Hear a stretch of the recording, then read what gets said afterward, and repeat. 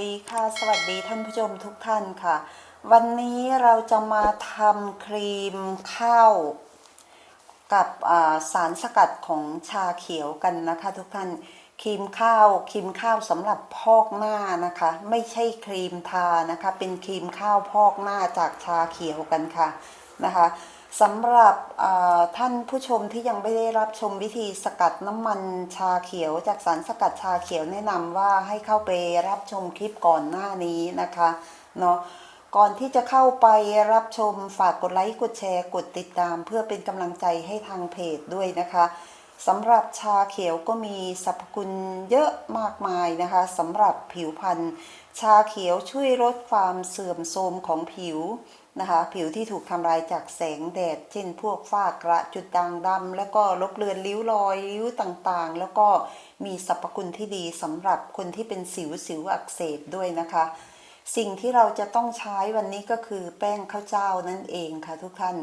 สำหรับภาชนะที่จะใช้ทำต้องเป็นภาชนะที่สามารถตั้งไฟได้ทนความร้อนได้นะคะเนาะถ้าใครไม่มีแป้งข้าวเจ้านะคะแนะนำว่าให้เอาข้าวเจ้านะคะมาหมักกับน้ำนะคะทิ้งไว้สักประมาณ6ชั่วโมงแล้วก็เอาไปปั่นค่ะแล้วก็นำขึ้นตั้งไฟค่ะนะคะสำหรับวันนี้แขกใช้เป็นแป้งข้าวเจ้าเนาะแขกก็จะใช้แป้งข้าวเจ้าอยู่ที่ประมาณ2ช้อนโต๊ะนะคะส่วนผสมของการทำตัวครีมพอกนี่นะคะคือทำมากทำน้อยแล้วแต่ท่านผู้ชมนะคะแล้วแต่ท่านผู้ชมเลยค่ะแต่ก็แนะนำว่าทำแค่พอใช้ก็พอนะคะเพราะมันเก็บได้แค่อาทิตย์เดียวค่ะพอหลังจากที่แขกใส่แป้งข้าวเจ้าไป2ช้อนโต๊ะแล้วสิ่งที่จะใส่ก็คือน้ำสะอาดนะคะเราค่อยๆเทน้ำสะอาดลงไปแล้วก็คนผสมตัวแป้งให้ละลายนะคะก่อนที่จะนำขึ้นตั้งไฟค่ะต้องคนให้เขาละลายเพราะว่าไม่งั้นแป้งเขาจะเป็นก้อนนะคะท่านผู้ชมค่อยๆคนไปเรื่อยๆใจเย็นๆค่ะจนกว่าแป้งละลายเนาะพอแป้งละลายดีแล้วนะคะเราก็จะนำหม้อขึ้นไปตั้งกวนบนไฟอ่อนๆเลยนะคะเนาะแนะนำว่าให้ทุกท่านเปิดไฟอ่อนๆนะคะต้องคนตลอดเวลานะคะเพื่อไม่ให้แป้งติดก้นหม้อนะคะคนไปจนกว่าแป้งเขาจะสุกค่ะเราจะดูแบบไหนว่าแป้งสุกนะคะถ้าแป้งเริ่มใสขึ้นมาแล้วนั่นแสดงว่าแป้งสุกแล้วก็ปิดไฟได้เลยนะคะจำไว้นะคะต้องกวนจนแป้งเป็นใสๆขึ้นมานะคะเพราะว่าถ้าแป้งไม่สุกเวลาที่เราไปทำตัวครีมพอกหน้าแล้วนะแป้งเขาจะเป็นแบบแป้งไม่สุกนะคะเป็นแบบแป้งไม่สุกเพราะฉะนั้นคนกวนให้แป้งสุกเป็นใสๆขึ้นมาค่ะแล้วปิดไฟเลยค่ะปิดไฟแล้วปล่อยไว้ให้เขาเย็นตัวสักหน่อยหนึ่งนะคะ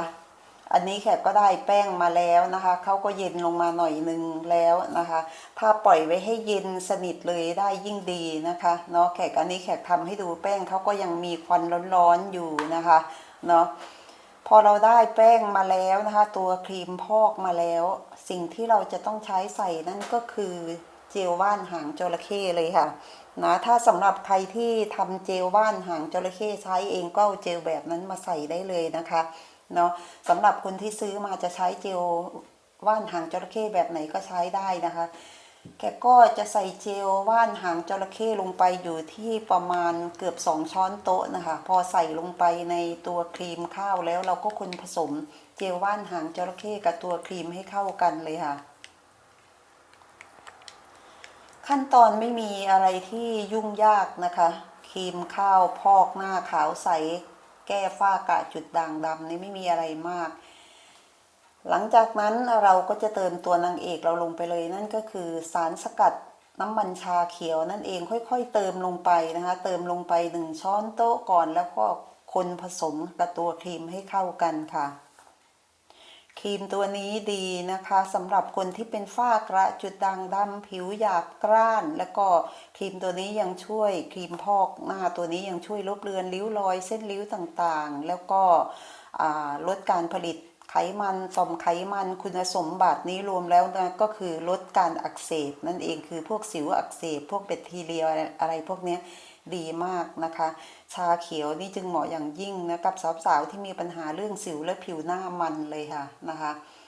พอเราคนไปแล้วเราก็เติมน้ำมันของสารสกัดชาเขียวลงไปอีก1ช้อนโต๊ะแขกจะใส่น้ำมันอยู่ที่2ช้อนโต๊ะก็พอนะคะเนาะแล้วก็น้ำมันที่เหลือเราจะเก็บเอาไว้ไปขึ้นเป็นตัวครีมทาหน้าวันนี้คลิปนี้เอาครีมพอกหน้าไปก่อนนะคะแล้วเข้ามารับชมแล้วก็อย่าลืมกดการแจ้งเตือนทิ้งเอาไว้เพื่อที่จะได้ไม่พลาดคลิปของครีมทาหน้าจากสารสกัดชาเขียวนะคะเราก็คนผสมตัวครีมให้เข้ากันเลยค่ะ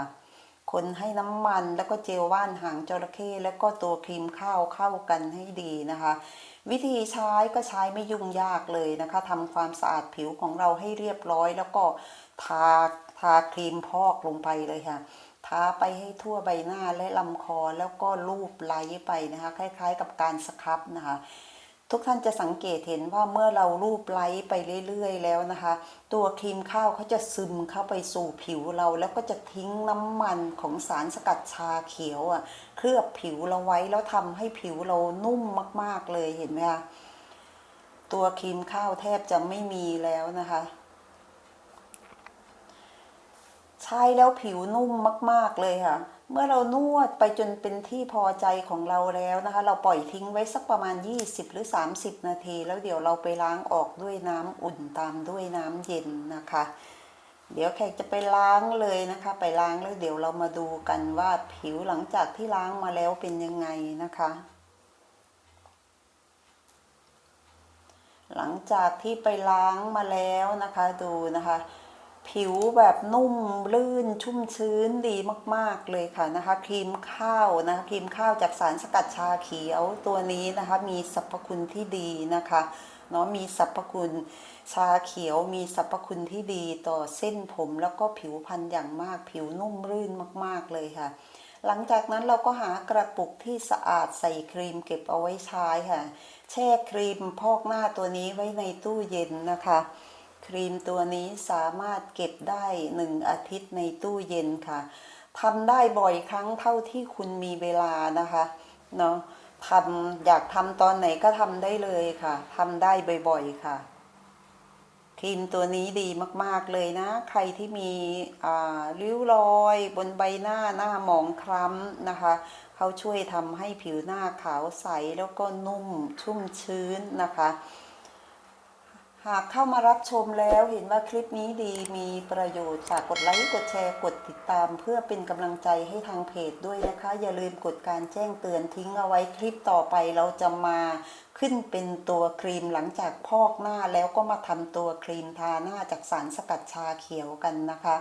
ขอบคุณที่เข้ามารับชมค่ะสวัสดีค่ะ